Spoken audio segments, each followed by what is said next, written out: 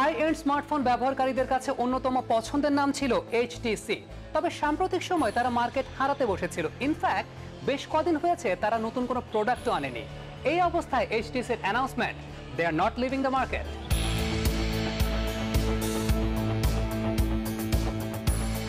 বেশ কিছুদিন ধরেই গুঞ্জন ছিল স্মার্টফোন ব্যবসা গুটিয়ে ফেলছে ইলেকট্রনিক পণ্য নির্মাতা প্রতিষ্ঠান এইচটিসি। এবার সে খবর উড়িয়ে দেওয়া হয়েছে এইচটিসির পক্ষ থেকে। তাইওয়ানিজ প্রতিষ্ঠানটি জানিয়েছে স্মার্টফোন ব্যবসায় তারা থাকছে। এবছর প্রথম প্রান্তিকেই নতুন ডিভাইস উন্মোচনের কথা জানিয়েছে এইচটিসি। প্রতিষ্ঠানটি জানিয়েছে ব্লকচেইন প্রযুক্তির এক্সোডাস স্মার্টফোন উন্মোচনের জন্য তারা প্রস্তুত। শেষ দিকে এইচটিসি U12 এর একটি 6GB র্যাম এবং 128GB স্টোরেজ সংস্করণ বাজারে আনার চেষ্টা করছে তারা।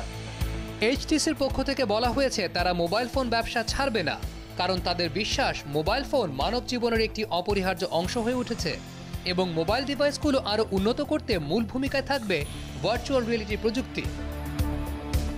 প্রতিষ্ঠানটি আরও জানিয়েছে ভিআর প্ল্যাটফর্ম এবং এআর কন্টেন্ট আরও উন্নত করার পাশাপাশি 5Gর এই যুগে নিজেদের পণ্যে এআই, ব্লকচেইন এবং 5Gর মতো প্রযুক্তি যোগ করার দিকে নজর দিচ্ছে তারা।